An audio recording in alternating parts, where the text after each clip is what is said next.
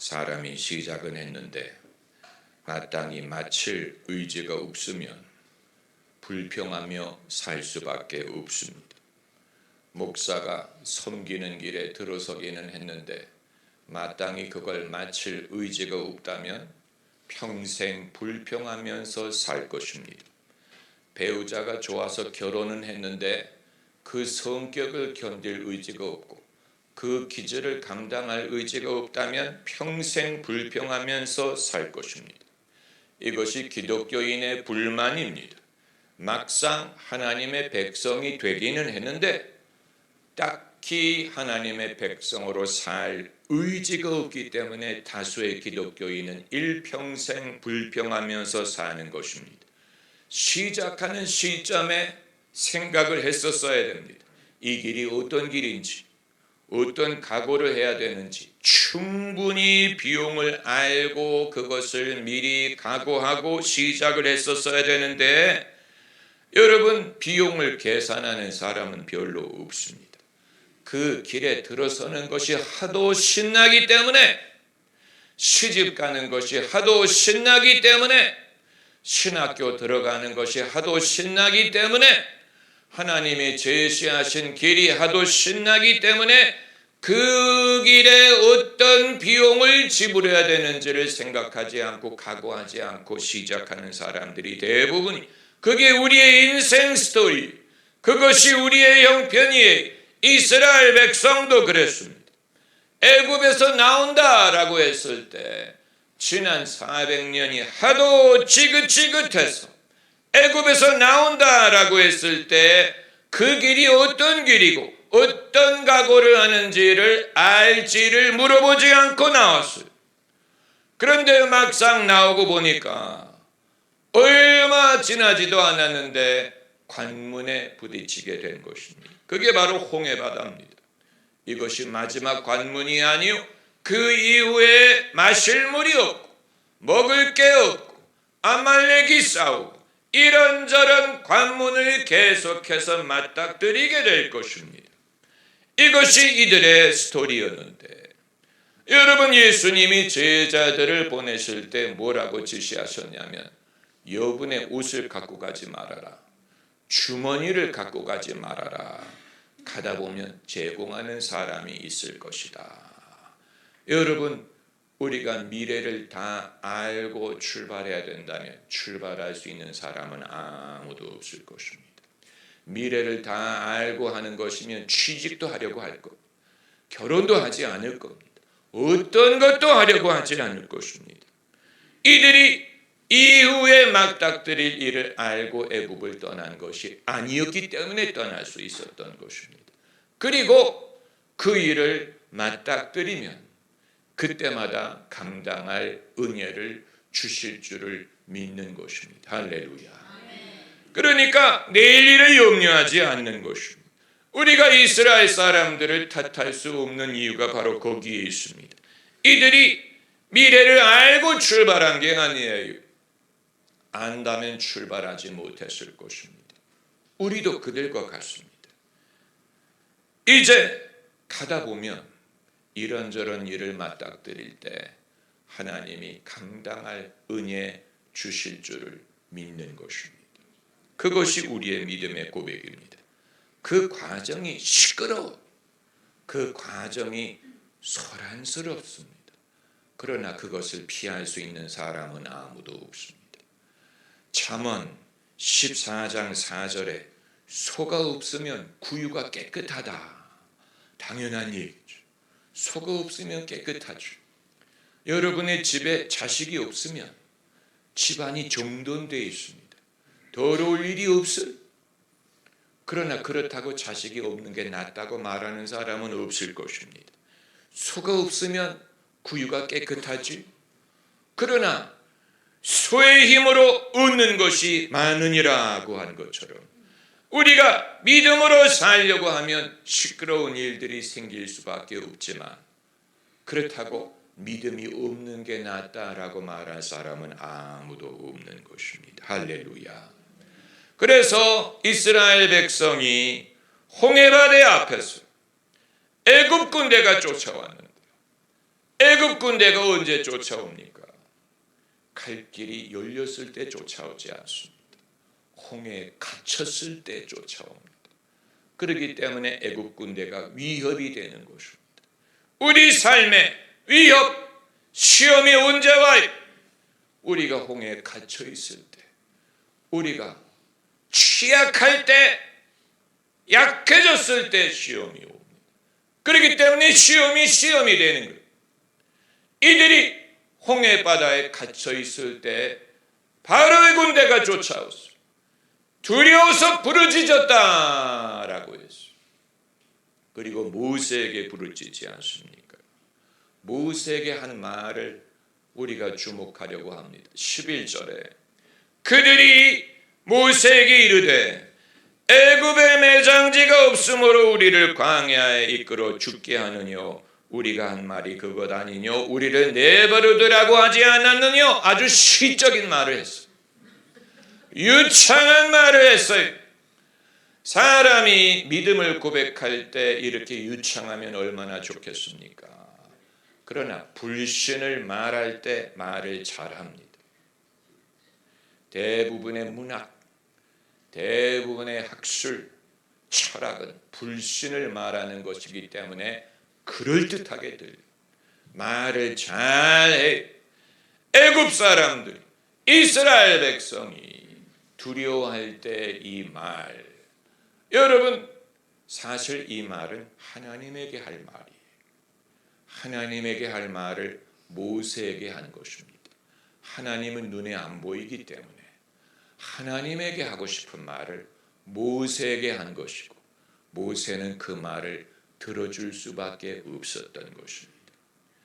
우리가 예수 믿는다는 사실을 알 때, 우리가 믿음의 사람이라는 것을 알 때 사람들은 하나님에게 하고 싶었던 말을 우리에게 할 것입니다. 그리고 그것은 불평하는 말로 들립니다. 듣기가 아주 거북해. 왜 그 말을 내게 하느냐? 왜 그런 말을 나를 탓하는 식으로 말하느냐? 내게 문제가 있는 것처럼 말하느냐? 그러나 새겨들어야 될 이유는 그건 하나님에게 하고 싶었던 말인데 하나님에게 말하지 못했기 때문에 예수 믿는 사람에게 하는 말입니다. 이들이 모세와 다투었죠. 그러나 모세는 그들과 다툴 수가 없어요. 그 대신 하나님에게 부르짖을 것입니다. 우리도 마찬가지. 사람이 우리와 다투려고 할 거에 우리와 다투려고 할 때 우리가 맞서 다툴 수 없어요.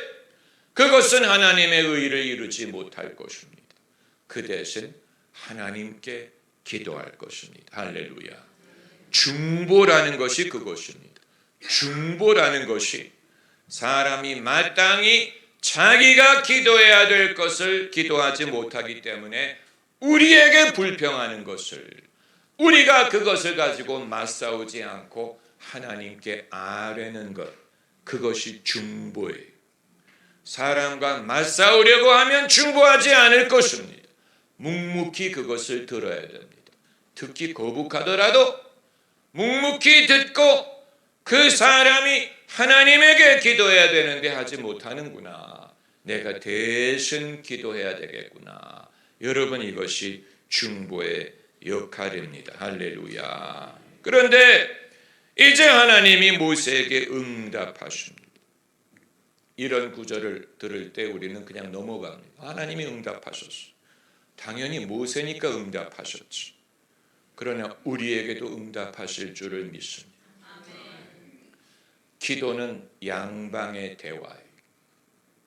여러분, 제가 기도하는 것을 유심히 들어보세요. 통성 기도를 하든 제가 성도들 앞에서 기도할 때 유심히 들으세요. 저는 기도가 그렇게 길지 않습니다. 저는 기도를 길게 하는 사람이 신기합니다. 어떻게 저렇게 길게 유창하게 할까?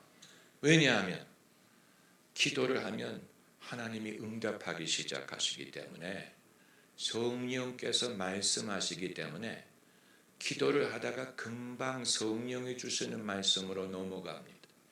1절을 마치지 못하고 2절로 들어가는 것과 비슷합니다. 그래서 저희 기도는 그렇게 길지 않습니다. 기도를 짧게 하라는 얘기가 아니고 하나님이 답하신다는 말을 하는 것입니다. 하나님이 우리의 질문에 답하십니다. 그렇기 때문에 성경이든 신앙을 일방적인 것으로 여기는 사람은 벽에다다고 얘기하는 것입니다. 하나님은 응답하십니다. 성경 말씀에 주가 가라사대, 성령이 가라사대, 이런 구절을 우리가 건너뛸 수 없는 이유는 하나님은 가라사는 분입니다. 하나님은 가라사는 분이에요. 그래서 17절에 하나님이 응답하시기를 희한한 말씀을 하셨어요. 내가 바로와 그 모든 군대와 병거와 마병을 인하여 무엇을 얻으리니?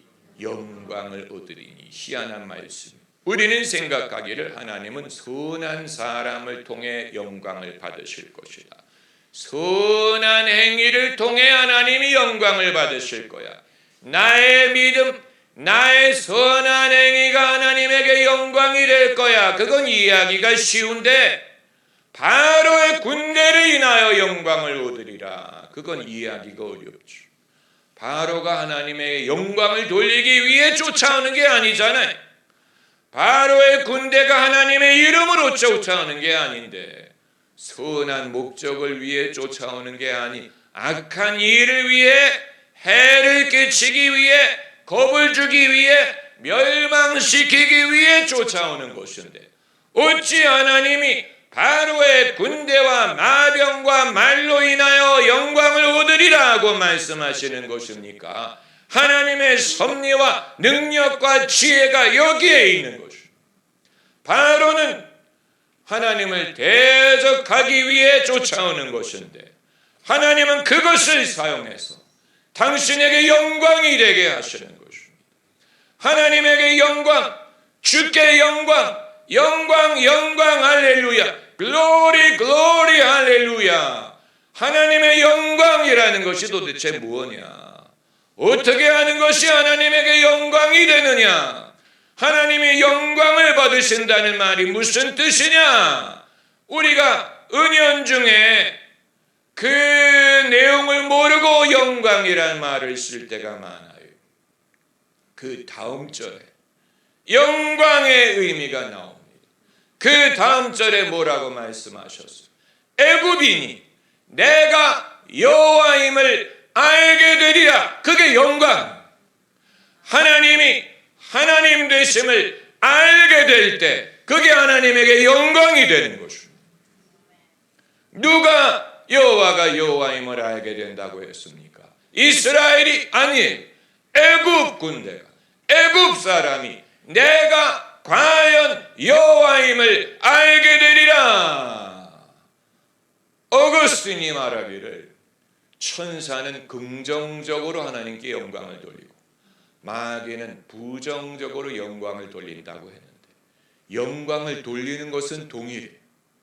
마귀가 하나님께 영광을 돌리려고 하는 게 아니야. 마귀는 대적하기 위해 하는 건데 하나님이 그것을 선으로 바꾸셨어. 마귀는 그렇게 의도하지 않았지만 마귀가 하는 일조차도 하나님에게 영광이 되게 하십니다. 바로가 하나님의 영광을 돌릴 의사가 없죠. 오히려 방해하려고 하는 거죠. 이스라엘을 멸망시키기 위해 쫓아오는 것입니다. 그게 의도가 아니, 그러나 하나님이 그것을 선으로 바꾸셨어요. 그것마저도 하나님에게 영광이 되게 하셨어요. 영광이 되게 한다는 말은 하나님이 하나님이시구나, 이걸 사람들이 깨닫고 고백하는 것, 그게 하나님에게 영광이 되는 것입니다. 여러분, 나에게 일어나는 일이 하나님에게 영광이 될 줄을 믿습니까? 할렐루야, 할렐루야. 왜냐하면 홍해바다가 갈라졌던 홍해물이 합칠 때 이 모든 군대가 멸하게 될 것이기 때문에, 그래서 하나님이 내가 바로의 군대와 말과 병거를 인하여 영광을 얻으리라. 우리를 위협하는 것, 우리를 시험하는 것이 있잖아요. 바로의 군대가 나를 쫓아다니는 게 있어. 특별히 홍해에 갇혔을 때 쫓아옵니다. 귀찮은 것뿐만이 아니고 두려운 존재죠. 왜 나를 쫓아올까? 때로는 질병이 쫓아오는 것 같고, 이런저런 시험이 쫓아오는 것, 특별히 내가 취약할 때 쫓아와요. 내가 강할 때 쫓아오면 막을 텐데, 취약할 때를 알고 그때 쫓아와요. 그러나 하나님이 그것을 통해 영광을 받으실 줄을 우리가 믿습니다. 여러분, 이것이 믿음. 당장 눈으로 보기에는 무섭지만, 당장 눈으로 보기에는 무서워요. 그러나 하나님의 말씀 13절의 말씀대로 너희가 오늘 본 애굽 사람을 또 다시는 영원히 보지 못하리라. 할렐루야. 한번 따라해 보세요. 너희가 오늘 본 애굽 사람을 또 다시는 영원히 보지 못하리라. 할렐루야.